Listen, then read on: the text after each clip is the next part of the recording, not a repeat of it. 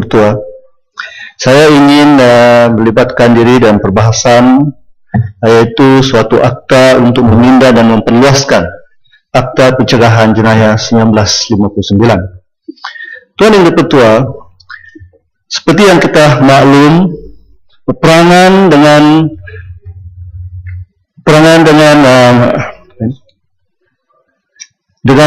penjenayah yang terancang ini sebenarnya adalah satu peperangan yang amat besar. Kalau kita membaca peperangan yang dibuat oleh FBI dengan mafia, ya, telah mengambil masa lebih 40 tahun. Ya. Jadi peperangan ini memang susah. Dan sebenarnya kalau kita membaca kes-kes yang telah dilakukan oleh Director of FBI, ya, Edgar Hoover, dia mengambil masa yang lama untuk berperang dengan mafia ini, tetapi akhirnya dia juga memenangi peperangan ini, dan ramai juga daripada ketua-ketua mafia ini telah ditangkap. Dan saya percaya demikian juga di Malaysia ini, kita melihat telah banyak perkembangan-perkembangan yang terkini di mana kongsi-kongsi gelap ini yang juga seperti mafia telah menunjukkan taring-taring mereka, ya. Dan mereka telah berani menunjukkan, berarak di halayak ramai dan menunjukkan identiti mereka. Kalau sebelum ini mereka tidak lakukan ini. Dan ini telah menunjukkan bahawa mereka telah berani, dan berani menunjukkan kepada kerajaan, kepada polis, bahawa mereka tidak takut kepada polis. Dan Tuan Dipertua, semasa kita sila minta penjelasan bangun. Saya habiskan dulu. Okey, baik. Semasa kita membuat persediaan untuk menghadapi merayakan Hari Kemerdekaan ke-56, dan juga semasa kita membuat persediaan untuk kita di Sabah untuk menyambut Hari Malaysia ke-50, kita telah dikejutkan dengan peristiwa-peristiwa tembak-menembak berlaku di Pulau Pinang, berlaku di Kelantan, berlaku di Perak, di Selangor, di wilayah Persekutuan. Dan Tuan Speaker, baru pertama kali berlaku tembakan seperti ini berlaku di Kota Kinabalu. Tidak pernah dalam sejarah berlaku tembakan-tembakan di halayak ramai, ditembak dan lari seolah tak ada apa-apa yang berlaku. Ini pertama kali berlaku di Sabah. Jadi saya amat setuju, undang-undang ini mesti diperluaskan ke Sabah dan Sarawak. Sebabnya kalau tidak, maka mereka ini akan masuk ke Sabah dan mengadakan budaya seperti ini di Sabah. Di Sabah, Tuan Dipertua, ya, silakan. Saya masih tunggu. Untuk makluman, sabar, nanti I'll give you a chance. Bagilah, penjelasan sikit saja. Bagi saya chance, saya habiskan dulu isu saya. Di Sabah, Tuan Dipertua, alung-alung yang pergi menagih utang daripada orang-orang yang mengutang dibelasah oleh orang-orang yang mengutang. Di sini berbeza, alung-alung yang ngebelasah orang yang meminjam. Tetapi di Sabah beza. Kita tidak mau itu berubah, dan kita tidak mau budaya itu diadakan seperti di Semenanjung. Jadi kita amat bergembira sebabnya undang-undang ini telah diperluaskan ke Sabah, dan kita harap kerajaan di Sabah akan memastikan, immigration di Sabah akan memastikan orang-orang yang tidak diingini ini jangan masuk ke Sabah, sebab kita ada undang-undang menyekat mereka supaya tidak masuk ke Sabah untuk membawa kerja-kerja yang tidak bagus ke Sabah ini. Tuan Speaker, semasa kita dikejutkan oleh tembakan-tembakan di seluruh Malaysia ini, saya melihat poster-poster dipasang di Wangsa Maju, di kawasan-kawasan Kuala Lumpur ini, mengatakan seolah-olah Malaysia ini tidak aman. Masalah keamanan sudah berlaku dan kita tidak lagi tentram, ya. Dan saya melihat, dan sebenarnya budaya-budaya ini saya telah mula ikuti semasa saya menghadiri satu pilihan raya kecil di Permatang Pau. Apabila kita ke sana Permatang Pau, saya seolah-olah terkejut melihat cara-cara orang-orang pembangkang ini menakut-nakutkan orang Barisan Nasional. Dan itu perkara sebenarnya mengingatkan saya bahawa budaya itu adalah budaya Samsing, bukan budaya orang Malaysia, budaya Samsing.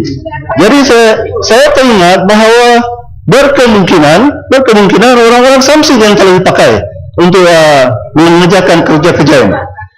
Jadi saya melihat Tuan Speaker, peraturan mesyuarat. saya melihat bahwa Peraturan mesyuarat. Minta maaf. Ya. itu berkemungkinan bahwa ada mengatakan dia adalah orang. Dia tidak niat untuk Kalau menunjukkan buat kenyataan Saya tidak menunjukkan pada siapa-siapa. kita pakai something macam itu boleh. You have to caution him at least. Itu Sebelah sini pun ada juga singgah menunjuk. Tapi saya ingatkan negara pakai yang silam atau bukan kepada undang-undang tapi sakit menyakiti hati yang lain. Terima kasih Tuan Speaker. Saya seolah-olah melihat perkara ini is orchestrated dari orang-orang tertentu untuk menimbulkan huru-hara di negara ini, dan apabila chantas ini, Tuan Speaker, telah dilaksanakan dan telah membendung, kita tengok underground sini, kongsi gelap itu telah lesu dan lemah dan tidak bermaya, dan sekarang ini kita lihat mereka senyap. Pihak yang sama bercerita polis kejam, polis telah menekan, human rights tidak dilaksanakan, dan seolah-olah mereka ini bersekongkol dengan pihak-pihak yang orang melaksanakan jenayah ini. Ya, Tuan Speaker, minta penjelasan. Gampang. Tadi yang berhormat ada menyebut tentang Chantas telah melesukan aktiviti jenayah. Jadi apa perlunya undang-undang ini sekarang? Bila ada Chantas dan peran ini boleh melesukan aktiviti jenayah, tidak perlu ada pendaan seperti ini. Tuan Speaker, saya belum kasih izin kan. Tuan Speaker, saya melihat pembangkang ini dia sebenarnya tidak konsisten dengan penjurian dia. Tidak konsisten. Sebabnya pembangkang menyalahkan kepada kerajaan kenapa dihapuskan ISA dan IO yang akhirnya akan menimbulkan masalah. Itu tuduhan mereka. Tetapi siapa yang meminta supaya ISA dan IO ini dihapuskan? Pembangkanglah. Semenjak ISA dan IO ini ada, mereka tahan ganti. Mau dihapuskan, ini kacau. Ini undang-undang dan tidak betul. Tetapi apabila kerjaan hapuskan ini, mereka yang menuju kerjaan. Kenapa dia dihapuskan IO? Sejadi lagi yang disebut pembangkang. Macam pembangkang. Itu sebabnya pembangkang tidak konsisten dengan pendirian mereka. Batu bangun ya Mat.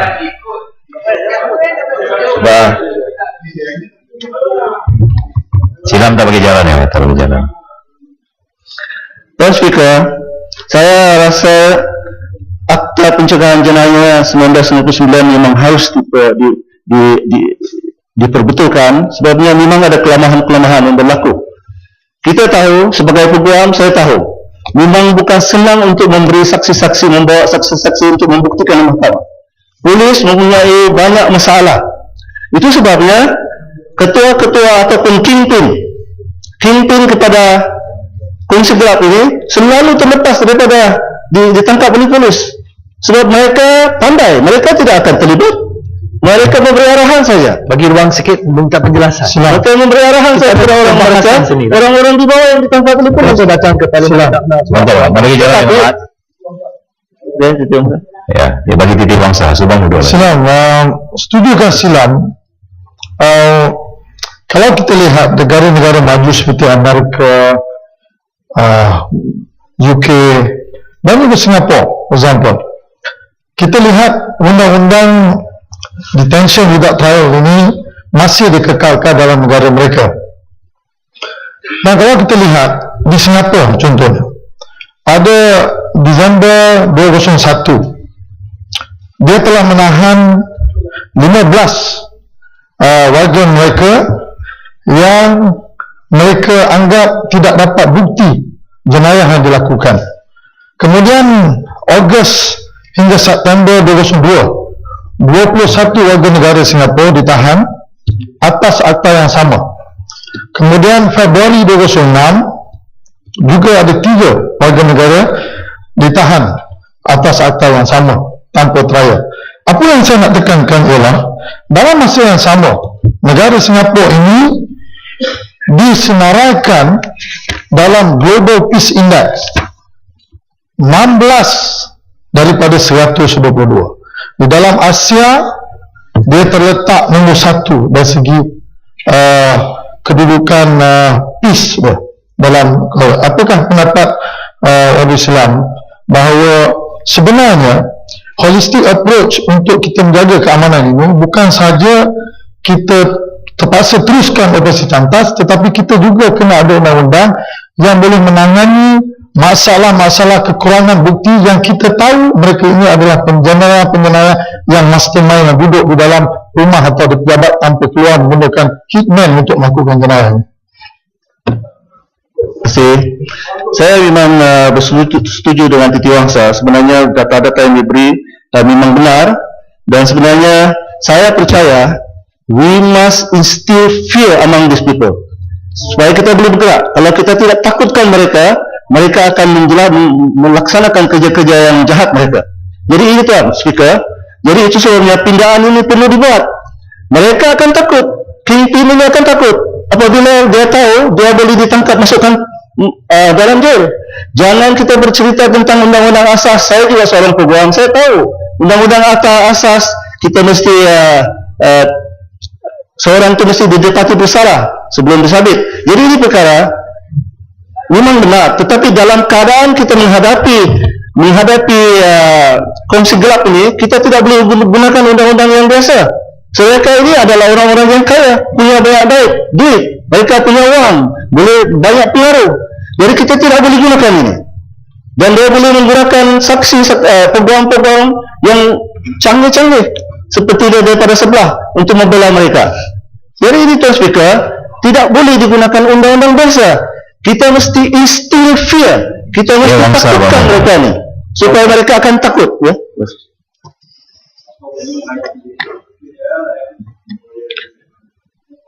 Speaker, saya hanya nak membawa sedikit experience diri saya. Ini hakta kita mau menolak atau menerima akta ini, tetapi kita harus berhati-hati dekat mana kita membuat keputusan untuk menerima atau menolak. 3 bulan lepas, kakak ipar saya keluar daripada klinik dan ditetak, semua habis, jari hilang dan sebagainya. Sehingga sekarang terlantar di hospital, masih belum baik lagi. Saya hanya nak bawa ini kepada 2001, di mana sebaik saja ada Attack on America, ada Patriot Act 2001 di Amerika, dia attack pada 11 bulan 9, kemudian Patriot Act keluar. That dia call kemudian ada Patriot Act diintroduce. Ini sebelum dibentangkan dalam Kongres, ada 2 pandangan. Ada 2 pandangan, iaitu mereka yang menyokong kepada Patriot Act ini mengatakan bahawa ini undang-undang terbaik untuk America at war semasa itu. Bermakna apa juga yang perlu, yang perlu untuk kerajaan Amerika digunakan, dilepaskan begitu cepat tanpa mempunyai permit, bukan kerana ingin menghukum, tetapi at that point of time terpaksa untuk menggunakan itu. Siapa pula menentang kepada undang-undang ni? Ini pula mereka kata kepada mereka yang menolak, ianya melanggar civil right dan melanggar individual right. Tapi apa yang saya nak katakan sekarang ialah dalam keadaan Malaysia at war, tetapi bukan at war dengan terorisme, tetapi dengan kriminal, maka undang-undang yang begitu ketat untuk sekarang ini, adakah YB Silam aku bersetuju dengan saya bahawa ini adalah price yang kecil yang harus dibayar untuk ketenteraman awam secara keseluruhannya? Terima kasih. Silam, boleh minta penjelasan sikit berkaitan. Berkaitan. Tak boleh? Jelas sikit lah, sikit. Berkaitan. Saya jawab sekali. Jadi saya setuju dengan Tuan Speaker, saya setuju dengan Setia Bangsa. Itu satu pandangan yang baik. Seperti yang saya katakan, dengan izin, we must instill fear among these people. Orang-orang jahat ini mesti ditakutkan. Kalau tidak, akan dia terus melaksanakan kerja-kerja yang tidak betul, yang jahat ini. Silam nak beri penjelasan sikit tentang Patriot Act. Patriot Act ni bukan untuk guna untuk jenayah, tapi untuk teroris. Ada beza yang amat besar sekali. Beza yang amat besar. Dia tak pernah digunakan untuk penjenayah. Tuan Speaker, Saya katakan tadi memang benar. Tetapi at that point of time, war against terrorism itu benar. Saya itu Patriot Act. Tetapi apa yang saya nak katakan dalam undang-undang jenayah ini ialah perkara yang sama. Kita ada war tetapi dengan kriminal. So dengan sebab itulah kita mencadangkan undang-undang ini. Itu saja masalah saya kita kena bezakan. Saya faham itu. Tuan Speaker, sebenarnya undang-undang ini hanya ditujukan kepada penjenayah yang terancam. Itu saja. Dia tidak terlibat orang-orang politik. Dan jangan kita takut sebab polis sebenarnya dia tidak akan menganiaya sesiapa. Dia ada dia ada standard operating procedure.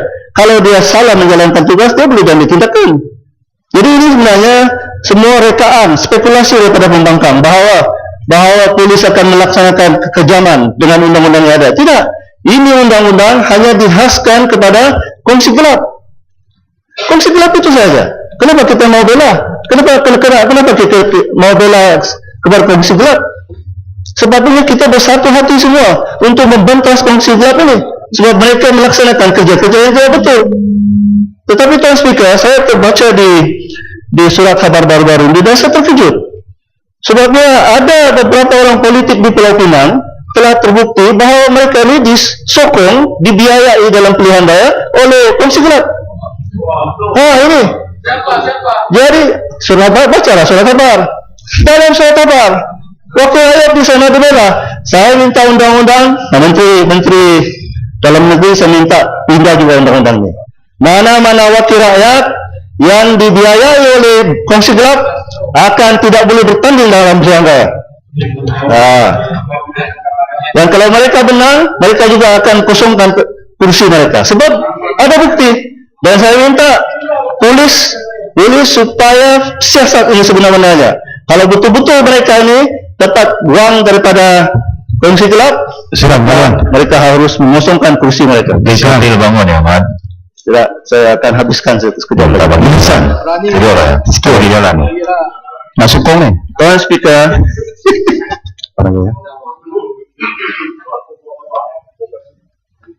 Tuan Speaker, saya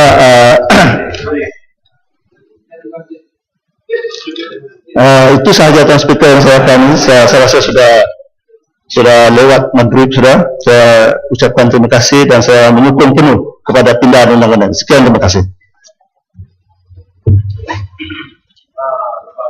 Ya, Mas. Terima kasih Tuan Timbalan Speaker kerana memberi saya peluang untuk mengambil bahagian di dalam debat ini. Perbahasan ini yang begitu penting bagi negara kita. Tuan Speaker, sejak petang tadi berjam-jam telah kita dengar, sehingga sekarang saya belum dengar satu pun argumen yang munasabah mengapa perlu tahan tanpa bicara untuk mencegah jenayah. Tidak ada satu alasan yang munasabah. Tuan Timbalan Speaker, berpuluh negara di dunia ni yang dapat menjaga keamanan tanpa menahan, tanpa bicara. Betul sikit. Pada surai sebelum pergi ke topik lain, tadi kita dengar beberapa pandangan yang menyatakan bahawa dengan dengan penggunaan terhadap Akta Pencegahan Jenayah itu boleh mewujudkan suatu suasana yang takut. Boleh tidak Badan Serai jelaskan apakah dengan tahanan tanpa bicara ini boleh meningkatkan ketakutan kepada penjenayah yang melakukan benda ini? Terima kasih. Terima kasih Bukit Katil. Ya, saya akan menjawab isu itu. Seperti saya kata, langsung tidak ada sebab mengapa tahanan tanpa bicara lah caranya untuk mencegah jenayah. Mengapa bukan cara lain? Seperti yang dikatakan oleh Bukit Katil tadi, ya. Apakah cara sebenar kita nak mencegah jenayah? Better policing dengan izin. Naikkan taraf dan kompeten tenaga polis kita. Pastikan mereka ada dengan izin resources yang mencukupi. Pastikan fasiliti-fasiliti saintifik dan forensik yang diperlukan untuk menjalankan siasatan yang rapi yang boleh membawa kepada pendakwaan yang kukuh, itu diberi kepada mereka. Itu caranya untuk mencegah jenayah, bukan menangkap, tak beritahu mereka apa kesalahan mereka, sumbat di satu tempat, simpan 2 tahun, lepas tu lanjutkan lagi 2 tahun. Itu adalah cara ISA dan EO yang Perdana Menteri berjanji September 16, 2011 kita akan tinggalkan, tetapi tidak, dibawa kembali sekali lagi. Jadi ya, sudah. Terima kasih Padang Serai. Tadi persoalannya seolah-olah macam why tahan tanpa bicara, dan Padang Serai menyatakan better policy is the best, dengan izin the best methods. Kalau better policy, kita perlukan ada alat ataupun tools. Kita ada banyak tools untuk better policy, dan saya kira memperketatkan undang-undang, memperkasakan undang-undang adalah one of the tools, adalah salah satu daripada alat-alat untuk kita menjaga keselamatan. Macam mana Padang Serai? yang berhormat, rang undang-undang ni bukan memperketatkan undang-undang jenayah. Ini menahan tanpa bicara. Itu lain. Memperketatkan undang-undang, kita secara prinsip tidak pernah menolak, kerana kita pun mahu memastikan bahawa rakyat dapat hidup di dalam keadaan yang aman tanpa diancam oleh penjenayah. Tetapi yang kita kata tu bukan cara dia menahan tanpa bicara. Dan sebentar tadi ada banyak komen mengenai Patriot Act, bahawa seolah-olah di UK ada tahanan tanpa bicara, Singapura dan sebagainya. Saya nak nyatakan secara jelas di sini, Patriot Act itu bukan mengenai tahanan tanpa bicara. Patriot Act itu bukan sama seperti ISA, dan mana-mana rakyat Amerika tidak boleh ditahan tanpa bicara. Ini adalah satu maklumat yang silap, tak faham. Bukan, itu bukan Patriot Act. Dan juga oleh kerana perkara ini pernah diulangi berkali-kali oleh menteri pemimpin daripada pihak kerajaan, saya nak perjelaskan di sini. Di UK pun tidak ada anti-terrorist law yang sama seperti ISA, EO ataupun rang undang-undang yang baru. Tidak ada. Di UK apa dia? 14 hari, dulu 28 hari. 28 hari tahanan di dalam kes-kes yang melibatkan teroris. Dikurangkan. Sana trend dia kurangkan, sini tambah. Daripada 70 hari di bawah PCA dulu, lompat kepada 2 tahun. Dan boleh campur 2 tahun lagi. Di sana kurang, jadi 14 hari. Australia di kes-kes di mana imminent terrorist act 14 hari. Itu saja. Di Kanada dulu 72 jam sahaja di dalam kes-kes teroris, dan itu pun telah dimansuhkan. Jadi di mana, di negara maju mana yang kita ada tahanan tanpa bicara style ISA, EO ataupun rang undang-undang seperti ini? Yang saya nak tanya, Ada pandangan. Saya minta terima kasih Padang Serai, terima kasih Timbalan Speaker. Saya nak minta pandangan Padang Serai, sebab yang Barisan Nasional dia tunjukkan adalah Patriot Act, anti-terrorist, itu nations at war, itu adalah teroris. Tetapi yang kita hadapi sekarang, street crime, samun, gangster, this is not terrorist, ini crime.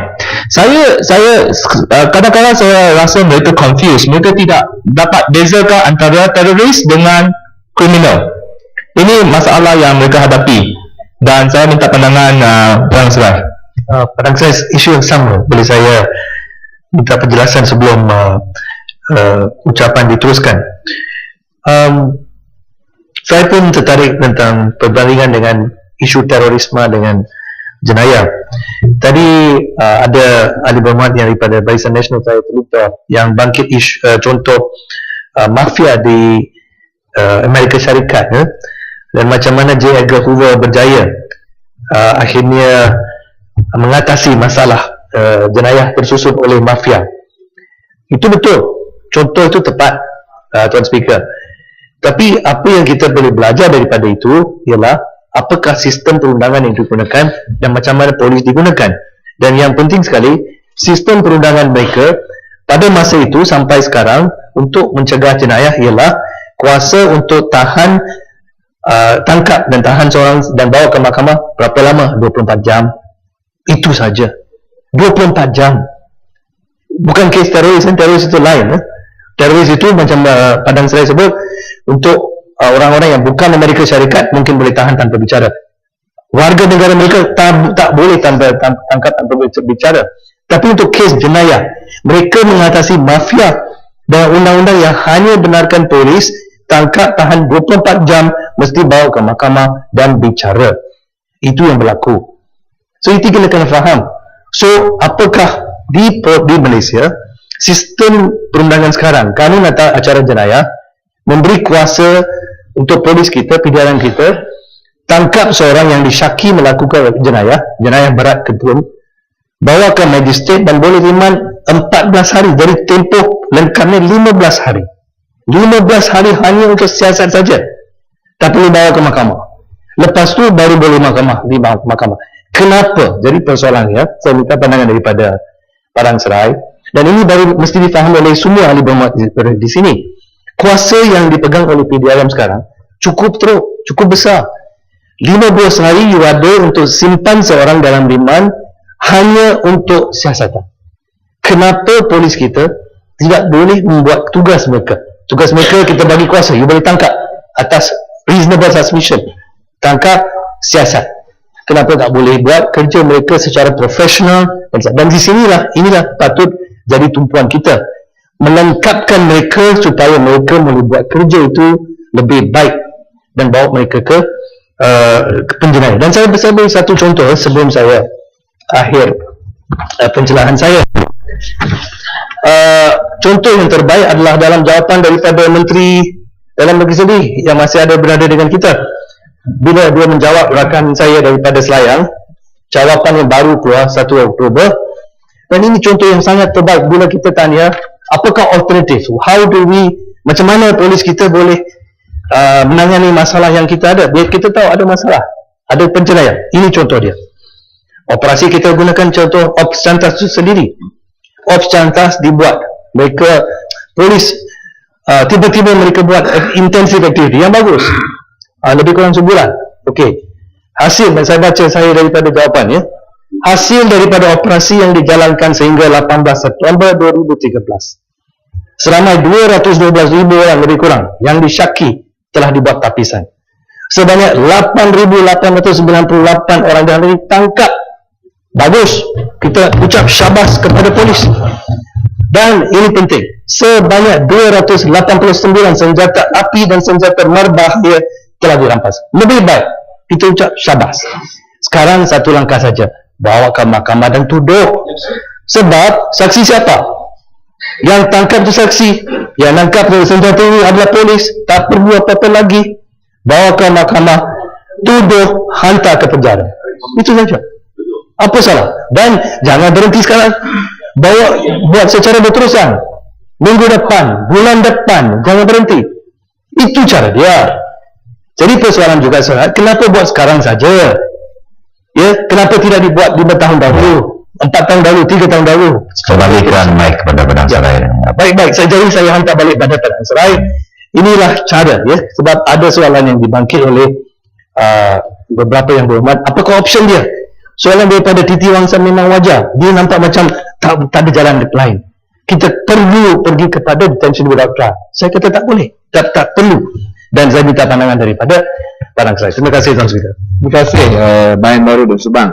Mengenai persoalan yang ditimbulkan oleh Bayan Baru, memang undang-undang seperti ini, tahanan tanpa bicara, tidak boleh digunakan untuk mencegah street crime ataupun jenayah biasa. Dan ini adalah jelas daripada peruntukan pasal 149 Perlembagaan Persekutuan, dan saya akan buktikan sekejap lagi bahawa memang undang-undang ini adalah menyalahi perlembagaan dan adalah sebenarnya unconstitutional. Dan mengenai isu yang ditimbulkan oleh Subang di New York City, Rudolph Giuliani pada masa itu mematahkan mafia dan organized crime yang begitu kuat pada satu ketika. Bagaimana Rudolph Giuliani melakukan perkara ini? Apakah beliau menggunakan ISA, EO dan tahanan tanpa bicara? Tidak. Dan ini New York City. Semua orang boleh beli pistol, revolver, submachine gun dan sebagainya. Bukan seperti negara kita. Di negara kita, kalau ditangkap dengan sepucuk revolver, hukumannya gantung. Bukan seperti itu di Amerika. Tetapi walaupun begitu, Rudolph Giuliani mendapat kesan yang begitu baik dalam percubaannya ataupun dalam inisiatifnya untuk mematahkan organized crime di tempat itu. Jadi apa maknanya? Maknanya boleh dilakukan tanpa undang-undang yang melebihi batas seperti ini. Dan masalahnya, Tuan Timbalan Speaker, adalah jika kita sekali lagi membawa spekter dengan izin tahanan tanpa bicara kepada negara kita, masalahnya ia tidak akan menyelesaikan isu jenayah. Tidak akan. Sebelum ini pun kita ada EO. Berapa lama? Adakah isu jenayah diselesaikan? Tidak. Sebab itu masalah dia. Ia tidak akan. Jadi akhirnya kita akan memberi keyakinan yang palsu kepada rakyat, false confidence, false expectation, bahawa seolah-olah masalah jenayah sedang diselesaikan disebabkan undang-undang baru tahanan tanpa bicara telah dibawa.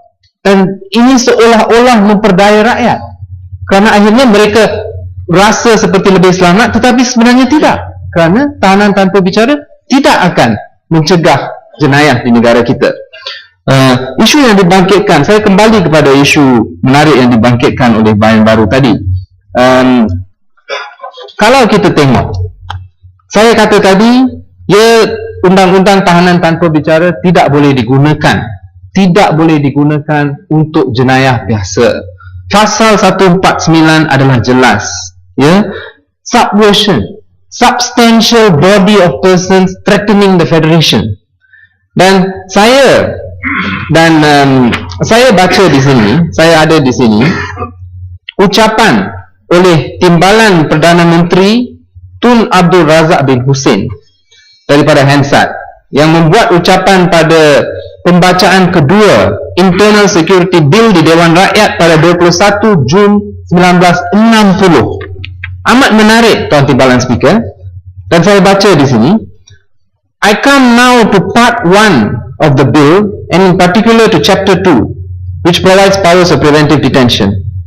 The principle of preventive detention has been debated frequently in this House and was debated at full length in connection with the amendment to Article 149 of the Constitution at the last sitting of the House. Let me make it quite clear once again that the object of detention is to safeguard the security of the country and not to punish persons for crime. A person is detained for what is considered he may reasonably be expected to try to do, but not for what he is proved beyond doubt to have done. He is detained because he represents a risk to the security of the country and not because he is a member of a lawful political party. Ini adalah janji manis yang kita dapat daripada kerajaan Barisan Nasional, masa itu kerajaan Alliance Persekutuan, oleh janji yang dibuat oleh Tun Abdul Razak Hussein di tempat ini, tetapi bukan bangunan ini, masa itu belum ada lagi, 1963, 1960, janji yang sama dibuat, bahawa ahli political party tidak akan ditahan. Tetapi apa yang berlaku selepas itu, Timbalan Speaker? Boleh celah satu minit. Ya, Ruas. Terima kasih, Speaker. Saya nak tanya Padan Serai. Sebenarnya kita memang di pihak sini itu memuji kerajaan kerana bertindak dengan tegas dalam opcantas, dan itulah satu-satunya cara mengatasi masalah jenayah. Kerana daripada laporan yang kita terima, setiap mereka yang ditangkap tu mungkin 10 lagi sudah menghilangkan diri. Penjenayah ini sudah menghilangkan diri dan cuba melindungi diri daripada tindakan polis. Maksud saya nak, kalau polis bertindak dengan tegas, kita boleh bentrust jenayah dengan senang. Yang penting mesti bertindak. Jadi maksud saya ni memang penjenayah yang menggunakan kekerasan ini segelintir kecil saja.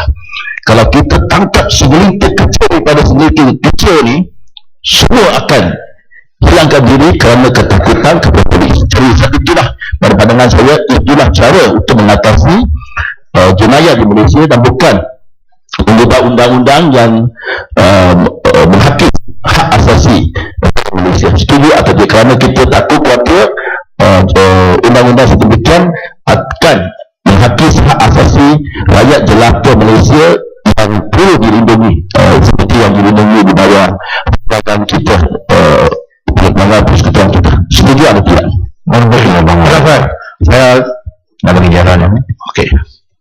Pada saya nak bagi tahu pada saya dan Dewan Yang Mulia ini, daripada sumber Global Peace Index EPI 2013 melaporkan Malaysia adalah negara yang ke-29 paling selamat daripada 192 negara di seluruh dunia, di mana UK adalah yang ke-44, Korea Selatan yang ke-47, USA yang ke-99, Thailand yang 130, China 101, India 141.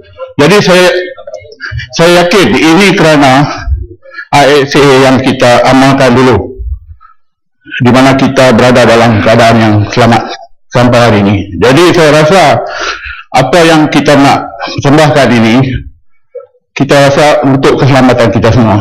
Jadi yang hanya akan terlibat penjenayah yang terpencil saja yang akan terlibat. Jadi apakah pandangan saya tak fikir tentang keselamatan kita yang terancam baru-baru ini kerana penembakan oleh segelintir manusia jahat. Sekian pandangan saya. Tuan Timbalan Speaker, kalau begitu tepat ke-29, mengapa perlu kita undang-undang baru ni untuk menahan tanpa bicara? Dan yang penting, Tuan Timbalan Speaker, adalah saya nampak kawan-kawan kita daripada belah sana, premis mereka itu salah. Bila bermula berucap mengenai isu, apa yang ada dalam fikiran dia, tak ada cara lain untuk mencegah jenayah kecuali dengan tahanan tanpa bicara. Itu premis dengan mana ucapan dibuat. Sebab itu semua salah. Sebab premis dia, basis dia itu pun sudah salah. Tidak ada apa-apa keterangan empirikal, tidak ada apa-apa bukti yang menyatakan tahanan tanpa bicara dapat mencegah jenayah. Dengan pastinya tidak. Saya kembali kepada apa yang saya berhujah tadi, iaitu ucapan Timbalan Perdana Menteri pada masa itu, iaitu Tun Abdul Razak Hussein, yang menyatakan he is detained because he represents a risk to the security of the country and not because he is a member of a lawful political party. Ini janji yang diberi. Tetapi adakah janji itu ditepati? Tidak. Apa yang berlaku selepas itu? ISA 96. Siapa yang kena tangkap? Yang berhormat Pematang Pau. Siapa lagi? Yang berhormat Bukit Gelugur. Pasir salah. Siapa lagi? Pasir salah. Berhormat Pasir salah. Siapa lagi? Yang berhormat Gelang Patah. Siapa lagi? Yang berhormat Bagan. Siapa lagi? Jiran saya di sini yang berhormat Nibung Tebal, masuk ISA juga. Siapa lagi? Yang berhormat Pokok Sunah. Hormat tak masuk. Banyak Datuk. Oh ya, kena juga yang berhormat Menteri Dalam Negeri. Kena 2-3 hari. Saya ingat lagi tahun 1998. Ya, masa tu. Ya, that's right. Masa tu dia belah kita. Baik. Jadi siapa lagi yang saya ni? Ramai lagi. Siapa lagi? Yang berhormat Batu. Tak ada. Yang berhormat Sungai Siput baru-baru ni. Ya, di bawah EO, iaitu sama dengan ISA. Jadi Tuan Timbalan Speaker, bagaimana keadaan kita? Ini janji yang diberi oleh Sesuai. Jadi daripada apa yang Yang Berhormat katakan tadi, setujukah Yang Berhormat jika kita katakan bahawa sebenarnya kita Bukan seperti yang didakwa oleh pihak Barisan Nasional bahawa kita tak percaya polis, tetapi kita tidak percaya kepada pemerintah yang memang pernah menunjukkan mereka pernah salah guna kuasa polis. Ini diakui sendiri oleh bekas Ketua Polis Negara Tan Sri Musa Hassan. Setujukah Yang Berhormat? Ya, itulah sebabnya. Okey, Padang, itulah sebabnya kita perlu meletakkan. Boleh saya bincang Kuala Bangsa di belakang. Biar saya jawab dulu. Itulah sebabnya kita perlu meletakkan kepercayaan kita bukan ke atas pemimpin dan manusia, tetapi atas undang-undang dan perlembagaan. Dengan izin, we put our trust not in men but in the laws. Sebab itu kita kata rule of law. Dan mungkin seorang pemimpin yang membawa undang-undang seperti ini pada masa ini mungkin tak salah guna kuasa. Tetapi jika undang-undang itu ada, yang mungkin pada satu hari lagi akan disalahgunakan. Apalagi di mana kerajaan Barisan Nasional malangnya telah banyak kali menyalahgunakannya, seperti baru saya sebut nama-nama yang telah menjadi mangsa bagi ISA. Ya tadi Kuala Bangsa. Kuala Bangsa. Terima kasih Tuan Yang Betul. Pada satu sudutnya saya setuju dengan Padang Serai bahawa kita perlu memperkasakan polis. Tetapi apa yang disebutkan oleh Padang Serai, orang yang memperlekehkan polis adalah pihak pembangkang juga. Telah disebutkan dalam dakwaan. Bagaimanakah apabila kita lihat perhimpunan bersih budak-budak terus tidak menghormati polis, menendang polis, memanjat kereta, itu sebenarnya lebih kritikal daripada apa yang kita bincangkan. Bukan soal jenayah, bukan soal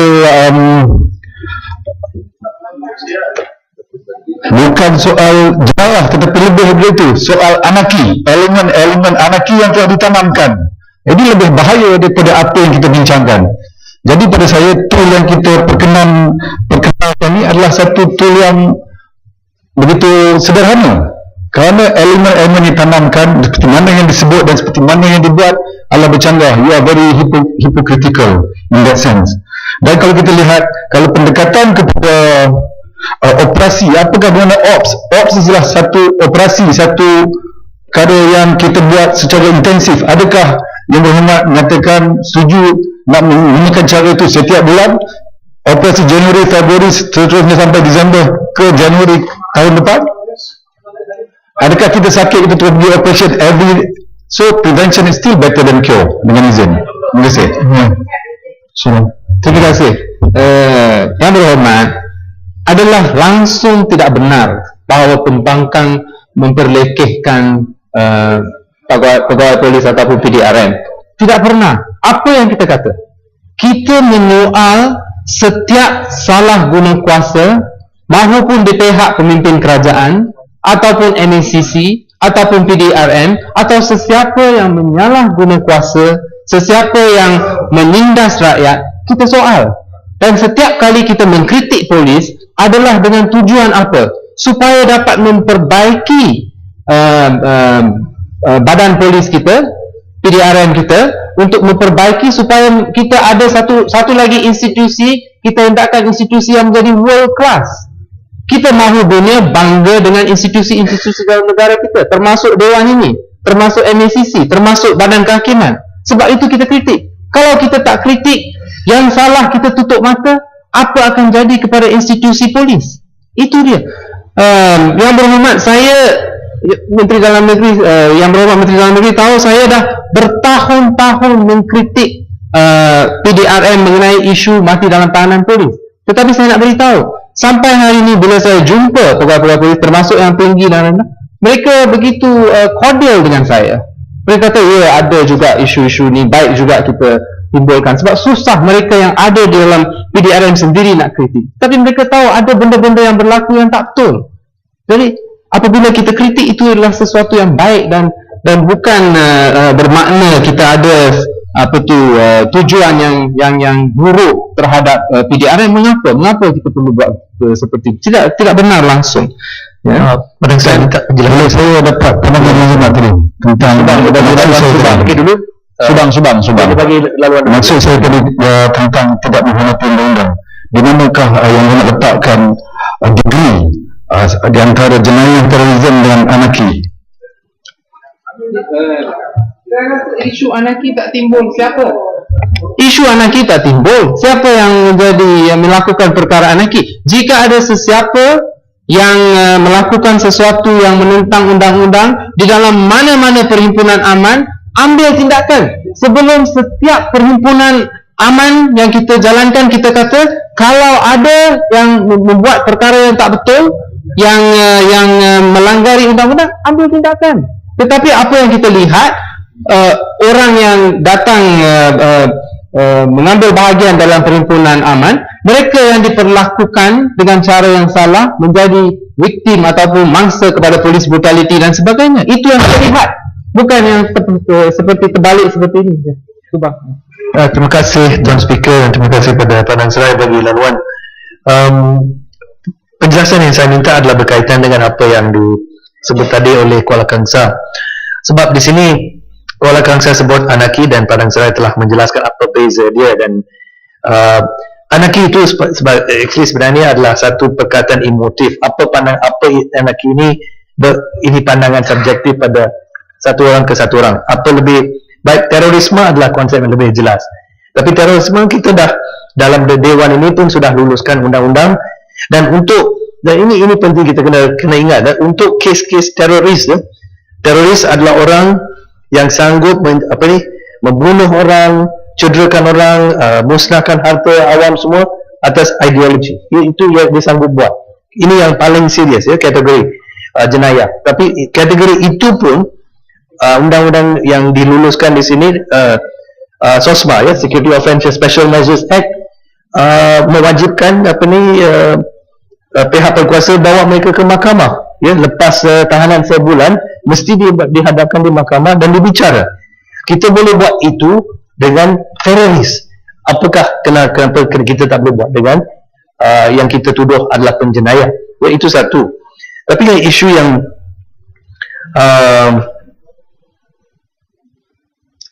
dah lupa sikit, yang tadi dibangkit oleh Kuala Kangsar. Padang Serai telah memberi contoh macam mana ISA tiba-tiba dibentang, dilulus tahun 1960 dengan tujuan mencegah menjaga security, keselamatan negara. Tapi akhirnya kita lihat contoh-contoh dengan jelas disalahgunakan. Tapi untuk undang-undang ini pun sebab sekarang dibangkitkan, kita bawa atas nama mencegah jenayah. Tapi saya nak ingatkan, kita balik pada Akta Ibu, kita lihat jadual pertama. Apa definisi kategori orang yang boleh diliputi oleh undang ini? Dan ini kita kena baca sebab bahasa yang digunakan adalah, saya baca dalam bahasa yang asal ni, dia menggunakan istilah the registrable categories, all members of unlawful societies, which then ada peringkat yang kedua, are constituted or used for purposes involving the commission of offences that are seizable under the law. Bahasa macam itu dengan mudahnya boleh disalahgunakan juga, sebab ada satu masa tidak lama dulu bersih digelarkan sebagai pertubuhan yang haram, unlawful society. Subang celahan. Saya so maksud saya adalah kita dah ada bukti macam mana IC disalahgunakan dengan bahasa macam ini. Ada juga sebab kuasa yang diberi adalah kuasa yang besar, tahan tanpa bicara 2 tahun dan boleh disambung. So saya tanya pada Padang Serai, adakah kemungkinan, sebab inilah kuasa yang cukup besar, adakah kemungkinan juga dengan bahasa macam ini dalam undang-undang ini, kuasa ini pun boleh disalahgunakan? Minta penjelasan. Panjang dulu, Padang Serai. Terima kasih. Panjang dulu. Ada lagi. Terima kasih Subang. Mengenai isu yang ditimbulkan oleh Subang, memang cara Prevention of Crime Act itu telah dirangka, definisi jenayah dan sebagainya begitu luas, bermakna ia mempunyai potensi yang amat besar untuk disalahgunakan, dan ia boleh digunakan untuk menyatakan dengan cara yang amat mudah, dia boleh digunakan untuk menangkap sesiapa pun. Untuk menangkap sesiapa pun. Kerana kuasa itu ada. Soalan yang kita perlu pertimbangkan pada hari ini, adakah kita hendak memberi kuasa yang begitu besar, begitu luas kepada pihak penguat kuasa yang di bawah Kementerian Dalam Negeri? Adakah kita mahu memberi kuasa tersebut? Dan saya juga meminta Yang Berhormat Menteri Dalam Negeri memikir semula, adakah provision seperti ini, tahanan tanpa bicara, sesuatu yang sihat untuk negara kita, sesuatu yang selamat untuk negara kita? Adakah ia benar-benar menjaga kebaikan rakyat negara kita, ataupun adakah ia memudaratkan, membawa bahaya dan ancaman kepada rakyat negara kita? Saya minta Yang Berhormat Menteri Dalam Negeri mempertimbangkan kembali, kerana perkara ini adalah perkara yang amat penting dan ia akan memberi kesan untuk mungkin bertahun-tahun selepas ini, dan ia juga bukan sahaja memberi kesan mengenai isu pencegahan jenayah dan sebagainya, tetapi ia memberi kesan kepada perjalanan demokrasi negara kita. Kita mahu maju, kita tidak mahu one step, two steps forward, four steps back. Ya, Bukit Kating. Masih, Muhammad. Betul. Saya sedikit saja, saya nak minta penjelasan tentang undang-undang, khususnya dalam Section 7C, di mana menyatakan dalam bahasa Inggeris, izin, betul. Determine whether to issue a detention order under Section 19A in the interest of public order, public security or prevention of crime, or a supervision order under Section 15. The board shall apply the following criteria. Cuma saya nak minta penjelasan daripada Yang Berhormat, apakah dengan masuknya perkara-perkara seperti public order, public security or prevention of crime ini boleh menyebabkan ruang lingkup undang-undang ini terpakai bukan sekadar untuk pencegahan jenayah, tapi juga tindakan-tindakan politik lain. Terima kasih. Terima kasih Yang Berhormat Bukit Katil. Satu soalan yang amat baik, kerana kalau kita rujuk kepada 7C, apabila disebut in the interest of public order, public security dan sebagainya, jika bulan depan bersih menyatakan bahawa akan adakan satu lagi perhimpunan aman, provision ini ataupun peruntukan ini boleh digunakan untuk terus menangkap Datuk Ambigas Srinivasa. Boleh dilakukan, bukan sahaja tetapi seluruh komiti boleh ditangkap di bawah 7C. Tidak ada apa-apa yang dapat menghindar kuasa itu digunakan seperti itu, dan itu adalah bukan saya tak kata bahawa Menteri Dalam Negeri akan berbuat demikian, tetapi potensinya ada, kuasanya ada, ya. Dan kalaupun Menteri Dalam Negeri pada hari ini itu baik orangnya, tetapi mungkin kami barangnya. Ya. Terima kasih. Saya ingat Yang Berhormat Perdana Menteri tak pecah habis undang-undang ni. Tadi saya dengar Yang Berhormat mengatakan salah guna bagi contoh, seolah-olah kita menggunakan kuasa-kuasa politik. Tadi baru sebab kaitkan dengan Menteri Dalam Negeri. Yang Berhormat, kerajaan Nusantara sini dah cukup baik dah. Dulu ada kuasa menteri yang menahan. Sekarang ni kita tak ada kuasa menteri. Bagi kepada satu badan bebas. Badan bebas yang terdiri pada orang-orang profesional. Mana ada kuasa politik di situ lagi? Dan kalau Tuan Berhormat persoalkan kuasa ini, ialah kuasa polis. Dan juga bot, ini ialah kuasa-kuasa profesional. Berbeza dengan dulu. Dulu betul boleh salahkan menteri, sebab menteri tahan, ada raja baru pergi pada lembaga penasihat. Sekarang ni dah tak ada kuasa menteri. Kalau kerajaan Malaysia Nasional memikirkan kepentingan politik yang Berhormat cakap, kita tetap adakan kuasa menteri di situ. Tapi kita boleh kuasa menteri. Apa pendapat Yang Berhormat? Terima kasih Yang Berhormat Tanjung Karang. Soalan yang baik, saya jawab terus ya. Kalau kita lihat Section 7B yang baru, dia menyatakan bahawa ahli bot tersebut akan dilantik oleh Yang di-Pertuan Agong, iaitu 3 orang, seorang pengerusi dan dua lagi. Tetapi kita semua tahu bahawa di bawah pasal 40 Perlembagaan Persekutuan, Yang di-Pertuan Agong hanya dapat melantik atas nasihat menteri. Jadi akhirnya Yang Berhormat Menteri di sana juga akan melantik 3 orang di dalam bot ini. Dan 3 orang di dalam board ini tidak mempunyai apa-apa security of tenure. Maknanya mereka boleh dikeluarkan, mungkin kontrak mereka tidak disambung lagi. Mereka tidak apa yang dikatakan oleh Tanjung Karang bebas, memang tidak bebas. Ini adalah lantikan oleh menteri. Dan yang bila kita kata bebas, itu mahkamah. Kita mesti pastikan bahawa ada akses kepada mahkamah. Ya. Right. Ya Muhammad, baca baik-baiklah. Siapa yang nanti? Janganlah buat persepsi negatif. Sampai kuasa Tuan Agong pun Muhammad nak persoalkan. Bagi tahu saya, tolong baca. Kalau ada kuasa menteri yang ada kuasa untuk melantik apa ni, buat. Okey. Tolong baca. Terima kasih. Okey, saya jawab. Kalau yang orang percaya, semua macam tu hakim pun yang betul apa yang Tuan Agong nanti. Saya jawab. Semua pengurusi yang Tuan Agong nanti. Okey, terima kasih. Jadi yang bermakna Tuan Speaker ini yang mempersoalkan kuasa-kuasa yang Tuan Agong. Ini adalah salah peraturan mesyuarat ni. Kita dalam Dewan tak boleh persoal kuasa-kuasa. Saya jawab.